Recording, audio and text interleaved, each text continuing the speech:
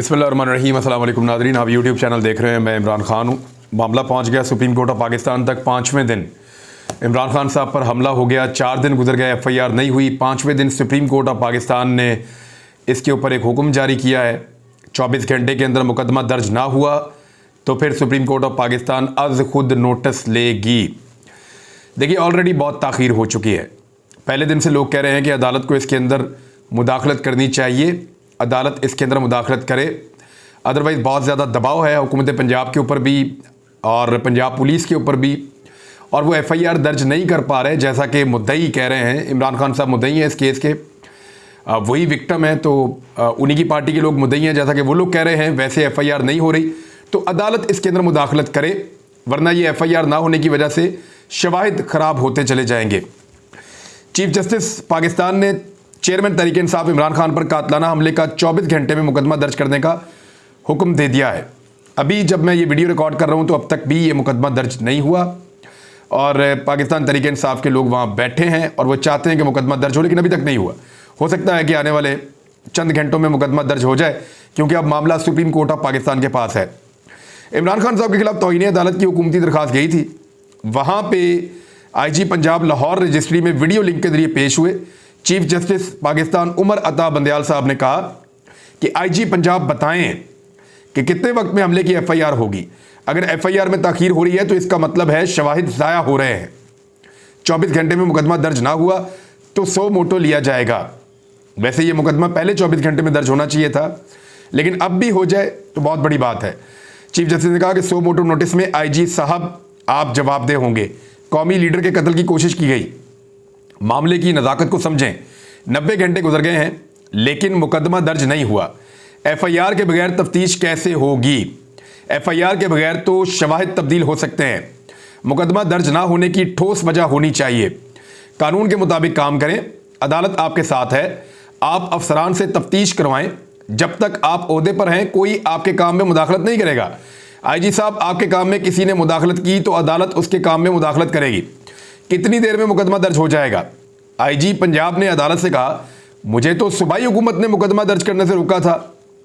एक ऑप्शन यह भी है कि जांबाज शख्स के अहले खाना की दरखास्त पर मुकदमा दर्ज हो। अब ज़रा गौर कीजिएगा कि असल में कहानी है क्या। IG पंजाब अब डाल रहे हैं सूबाई हुकूमत के ऊपर कि सूबाई हुकूमत ने मुझे मुकदमा दर्ज करने से रोका हुआ था।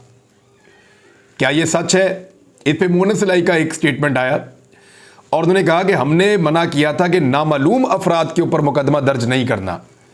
जो इमरान खान साहब कह रहे हैं कि नॉमिनेट करें उसके ऊपर करना है, लेकिन मेरी जो कंफर्म इंफॉर्मेशन है, और मैं पहले भी इसको कह चुका हूं, मैं उस पर इसलिए कायम हूं कि वो बात ठीक है। और मैं एक जगह पे तो मौजूद भी था जिस वक्त मैंने IG को और परवेज़ इलाही साहब को अस्पताल में आपस में बातचीत करते हुए खुद अपने कानों से सुना, और इसके गवाह जो हैं वो 3 सूबाई वज़रा भी थे, और उन वज़रा में से एक ने इमरान खान साहब को सूरत हाल बताई भी थी। बहरहाल परवेज़ इलाही साहब अभी इमरान खान साहब की इस वक्त मजबूरी है और पंजाब में उनका हुकूमत रखना इसलिए ज़रूरी है कि अगर पंजाब में इमरान खान साहब की हुकूमत चली जाती है परवेज़ इलाही साहब के नाराज़ होने की वजह से या अलग होने की वजह से, तो परवेज़ इलाही को तो शायद नून लीग वाले भी बना लेंगे वज़ीर आला पंजाब, लेकिन फिर इमरान खान साहब और पाकिस्तान तहरीक इंसाफ के लोगों की पंजाब में कमबख्ती आ जाएगी जब तक अगले इंतखाबात नहीं आते तब तक।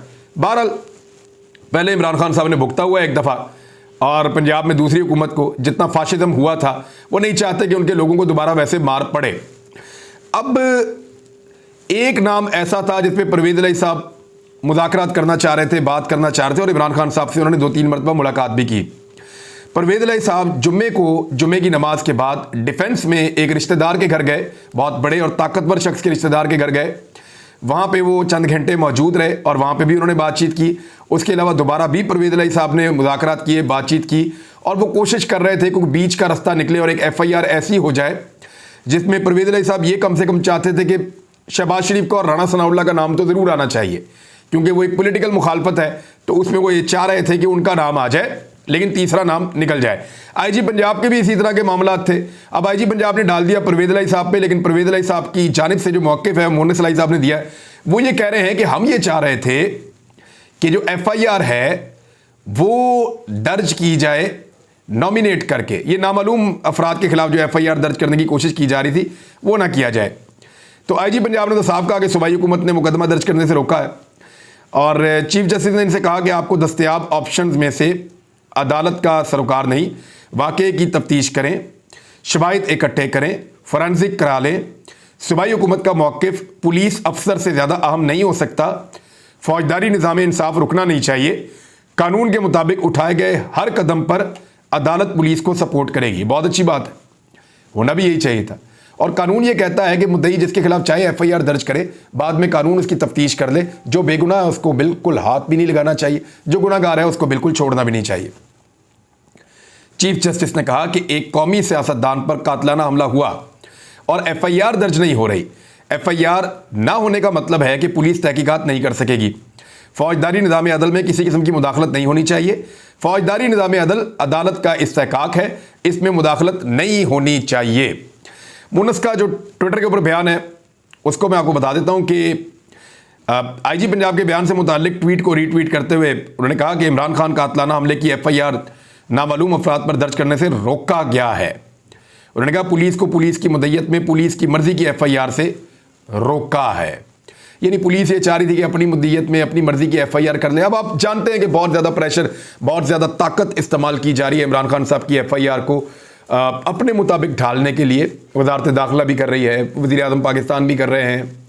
उनके अलावा जो एक मेजर जनरल हैं जिनका नाम लिया जा रहा है उसके ऊपर भी बहुत एतराज़ मौजूद है कि उनका नाम ना लिया जाए एफआईआर में। बल्कि ISPR ने तो यहाँ तक कहा कि वो रद्द करते हैं इमरान खान साहब के इस इल्ज़ाम को, उसकी तरदीद करते हैं। और उन्होंने बल्कि कहा वफाकी हुकूमत को कि इमरान खान के खिलाफ कार्रवाई की जाए। अब वजारत दाखिला ने पंजाब हुकूमत पर एक इल्ज़ाम लगाया है कि इमरान खान साहब के ऊपर जो हमला हुआ है उसके शवाहिद ज़ाया किए जा रहे हैं। ये बात तो बिल्कुल दुरुस्त है और मैं भी इसको मानता हूँ कि जितनी जल्दी एफआईआर होती उतनी जल्दी चीज़ें आगे की तरफ बढ़ती। एफआईआर की ताख़ीर से शवाहिद ज़ाया होते हैं। एफआईआर की ताख़ीर से जो मुल्ज़िम है उसको नुकसान नहीं होता, बल्कि जो विक्टिम है उसको नुकसान होता है, मुल्ज़िम को उसका फ़ायदा होता है और उसके वकील इस बात का फ़ायदा अदालत के अंदर बाद में उठाते हैं। अब देखें ना, एक आदमी ने 8 गोलियां फायर की हैं, गोलियां 14 बंदों को लग गई हैं और गोलियां 20 से ज़्यादा लगी हुई हैं। किसी में से 2 निकल रही हैं, किसी में से 4 निकल रही हैं गोलियां।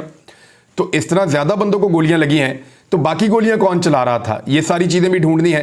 बहरहाल एक बंदा और गिरफ्तार हुआ है। लगभग अब तक की जो गिरफ्तारियां उनकी तादाद 4 से 5 हो गई है।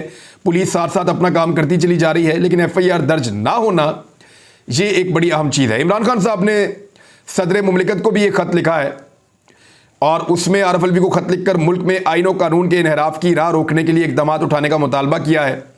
उन्होंने कहा कि जब तक तहरीक इंसाफ की हुकूमत को गिराया गया, जब से गिराया गया, कौम मेरी हकीकी आज़ादी की पुकार पर खड़ी हो चुकी है।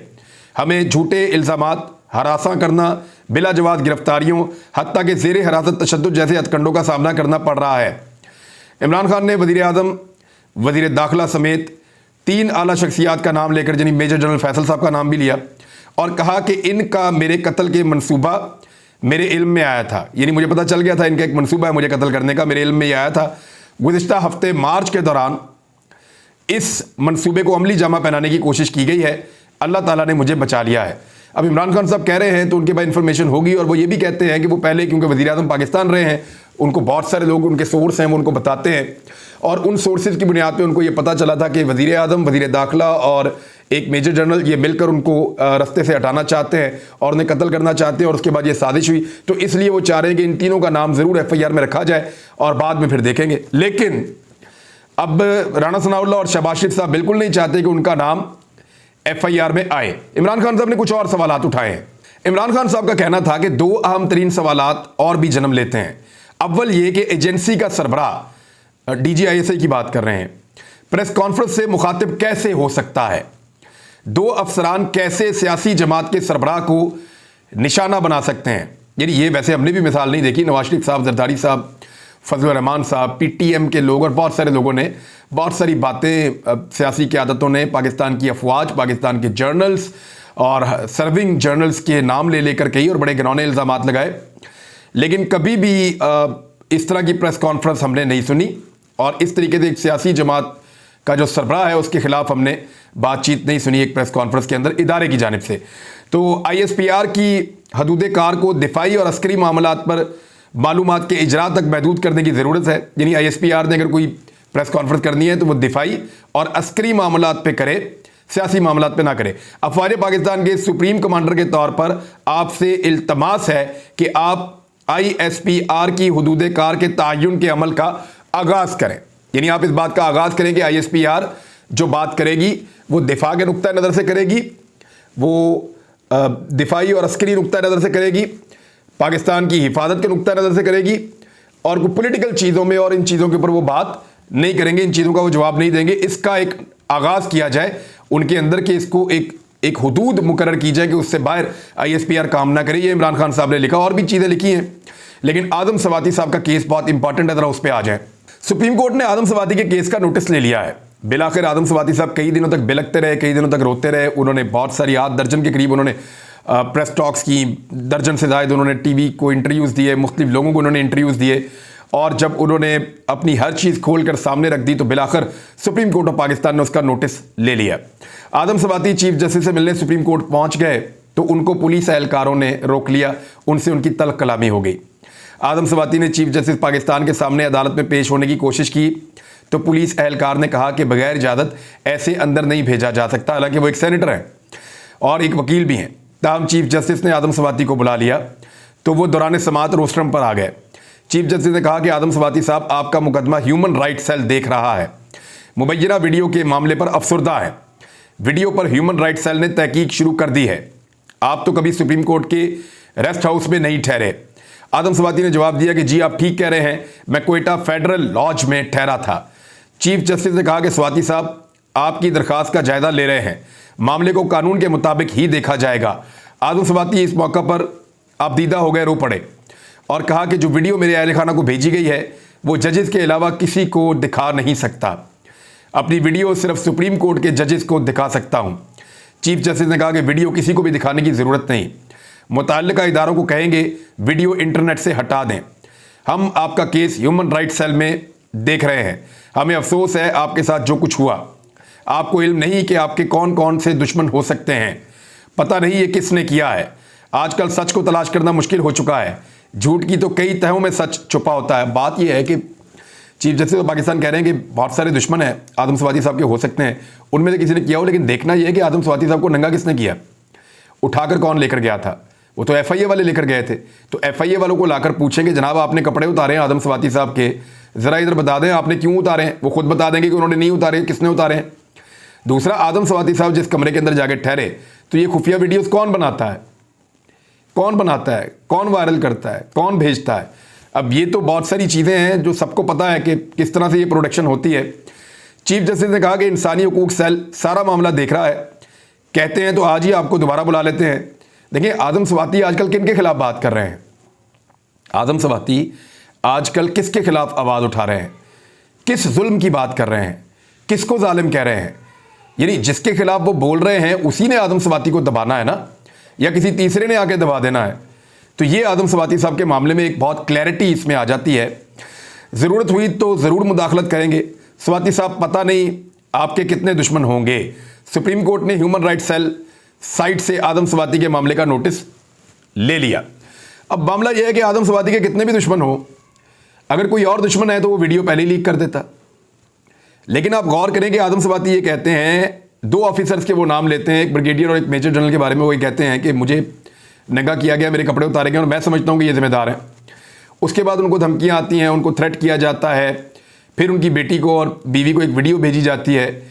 अब अगर इन सारी चीज़ों पर आप गौर करें तो अदालत किसी नतीजे पर पहुँच सकती है, लेकिन इसके लिए आदम सवाती साहब को इंतज़ार भी करना पड़ेगा और आदम सवाती साहब को बड़े दिल के साथ इस केस का सामना भी करना पड़ेगा, क्योंकि ये एक बहुत बड़ा जुल्म है, ज़्यादती है। अगर इसके खिलाफ आवाज़ ना उठाई तो शायद अल्लाह भी हमें माफ़ नहीं करेगा कि आपको मैंने आवाज़ दी थी, आपको मैंने बोलने का हक दिया हुआ था और आप हक के साथ खड़े नहीं हुए, आपने ठीक बात बोली नहीं, लिहाजा इसलिए यहाँ पे मैं इस तरह ये बात कर रहा हूँ। आदम सवाती साहब ने ये बताया कि चंद चीज़ें जाली और इजाफी डाली गई हैं इस वीडियो में, बाकी वीडियो जो है वो असली है।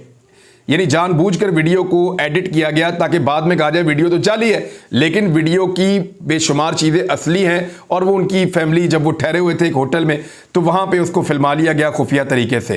तो नाज़रीन, अब तक के लिए इतने ही। कुछ और खबरें हैं अरशद शरीफ शहीद भाई की तरफ से और कुछ लॉन्ग मार्च के हवाले से और कुछ मुस्तकबिल का जो सियासी मंजरनामा है, कुछ इतलात मेरे तक पहुँची हैं। वो मैं आपके साथ शेयर करता हूँ। लेकिन अगले व्लॉग में अब तक के लिए इतने, अपना ख्याल रखिएगा, अपने चैनल का भी। अल्लाह हाफिज़।